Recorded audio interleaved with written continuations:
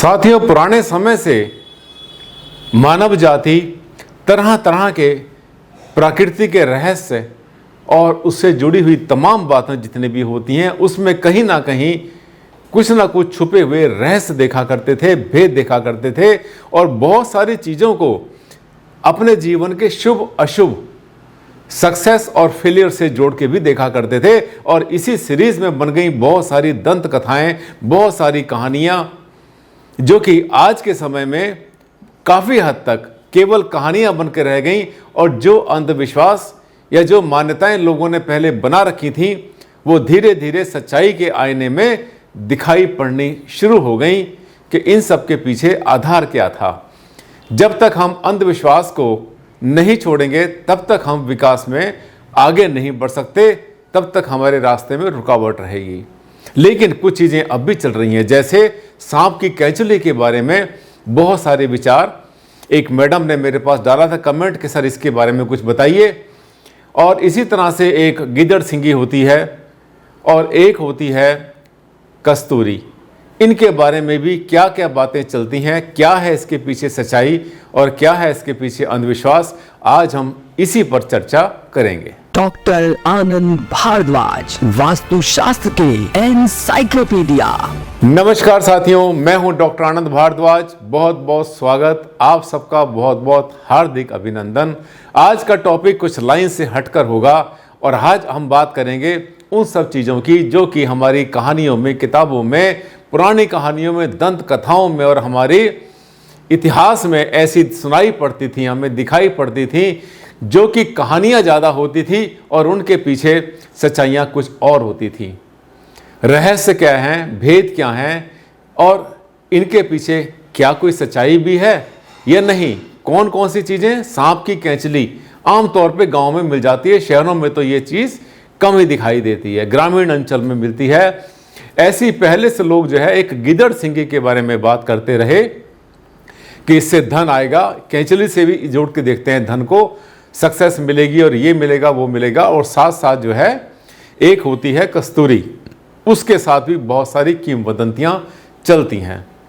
लेकिन विज्ञान क्या कहता है, आज हम इस पर चर्चा करेंगे, क्योंकि वास्तुशास्त्र जब तक विज्ञान के साथ जोड़कर नहीं देखा जाएगा तब तक इसका ज्ञान आधा और अधूरा ही रह जाएगा।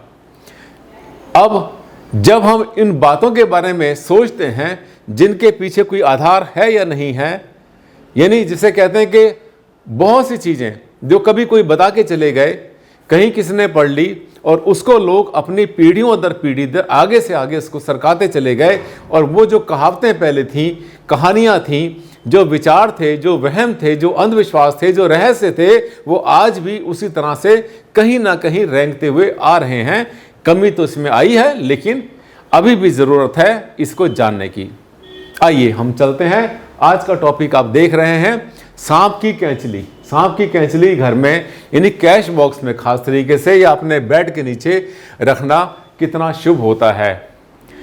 साथियों, अगर हम इसका कोई साइंटिफिक एनालिसिस करते हैं तो होता क्या है, सांप की कैंचली होती क्या है। सांप की एक स्किन होती है, उसकी चमड़ी होती है, जो कि आमतौर पर ज़्यादातर सांप एक साल में 3 से 4 बार अपने कैंचली को बदला करते हैं। कैंचली बदलने के लिए वो किसी झाड़ी में या किसी सूखी घास में अपने आप को फंसाते हैं और धीरे धीरे उस कैंचली से बाहर निकल जाते हैं।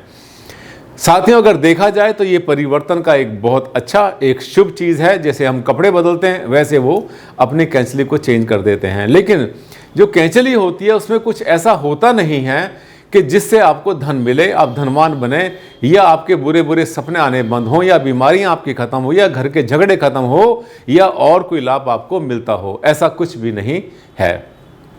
अब होता क्या, जब सांप अपनी कैंचली उतारना शुरू करता है ना, तो पहले 2-4 दिन से वो बड़ा बेचैन सा रहता है और उसकी जो आंख होती है उसकी आंखों के ऊपर एक सेमी ब्लाइंडनेस आ जाती है। उसको जैसे कहना चाहिए पूरा दिखाई नहीं पड़ता, तो उसके ऊपर जो है स्नेक की जो आंखें होती हैं वो जो है उसके ऊपर लिम्फेटिक फ्लूइड एक आ जाता है जो कि कैंचली के साथ ही उतरा करता है।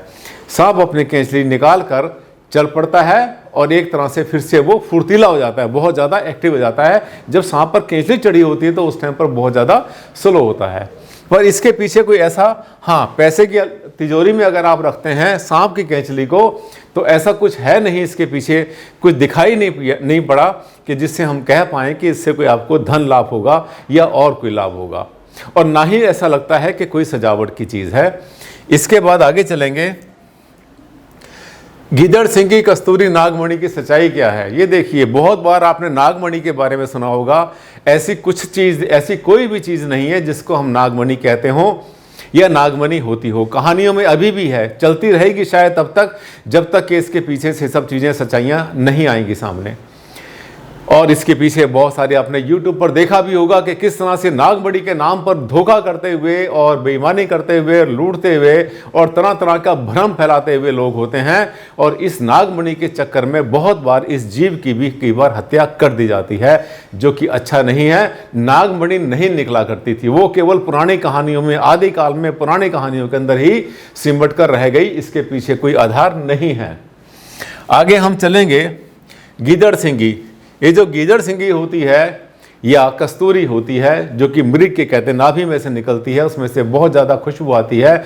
उसको अपने जो है घर में अगर आप रखते हैं सिंदूर में, ऐसा कुछ तरह तरह की बातें बताई हैं, इससे धन मिलता है। नहीं मिलता, इसके पीछे कोई भी साइंटिफिक आधार नहीं है। और सबसे बड़ी बात यह है, जो आप देख रहे हैं, आज का वीडियो बनाने का जो मेन पर्पज़ था, क्योंकि सवाल आप लोग मुझसे पूछते हैं, पूरे दुनिया के हर जगह के, हर शहर के, हर देश के लोग मेरे पास कमेंट्स डालते रहते हैं, मुझसे सवाल करते रहते हैं।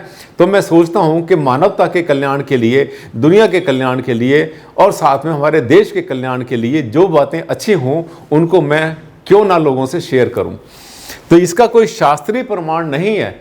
किसी शास्त्र में लिखा हो कि नागमणि होगी तो उसको ऐसे होगा, उससे धन आ जाएगा, या गीदड़ सिंगी से या फिर किसी और चीज़ से आपको ऐसा मिल जाएगा, कस्तूरी से मिल जाएगा, ऐसा कोई भी शास्त्रीय प्रमाण नहीं मिलता। हाँ, कहीं कहीं पर उदाहरण इसका आता है, लेकिन वो मुझे लगता है कि किसी ने अपना कहानियों से ही जोड़कर या कहानियों से उठाकर ही कहीं पर चिपकाया हुआ है।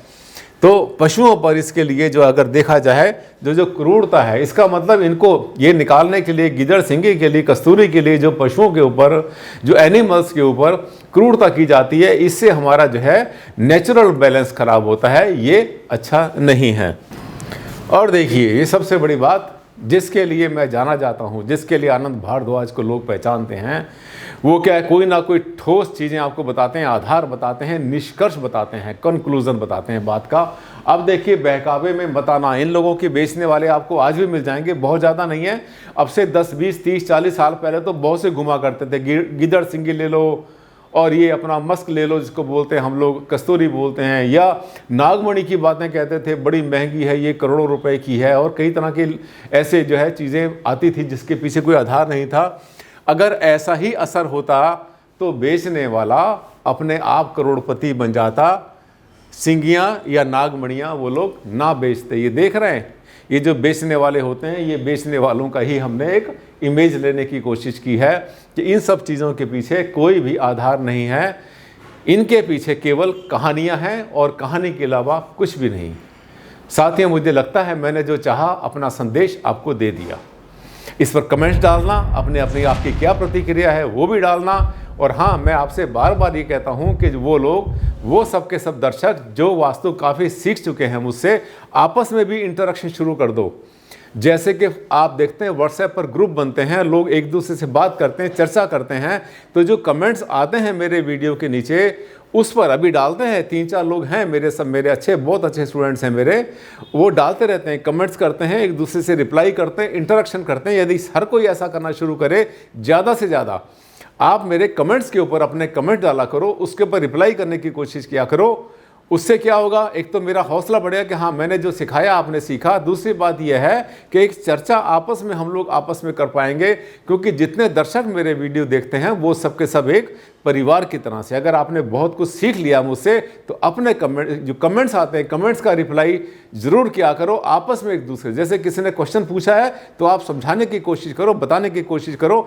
अगर कुछ गलत बता रहे होंगे तो मैं उसको ठीक करूँगा डेफिनेटली। मैं चाहता हूं हम सब एक परिवार की तरह से मिलकर एक्शन और रिएक्शन करें, और ऐसी ऐसी चीज़ों के ऊपर कमेंट्स जरूर करना, क्योंकि वो चीज़ जिसके पीछे कोई आधार नहीं, जिसके पीछे अमानवीयता होती है, जिसके पीछे इंसानियत नहीं होती, या जिसके पीछे वहम होते हैं, अंधविश्वास होते हैं, उसके ऊपर चोट करना, उस पर कुठाराघात करना हम सबका धर्म भी है, कर्म भी है और हमें करना भी चाहिए। मुझे लगता है छोटे से वीडियो में मैंने आपको संदेश दे दिया। अगले वीडियो में जल्द आपसे मुलाकात करूंगा। तब तक के लिए दिया मुझे इजाजत। नमस्कार, धन्यवाद।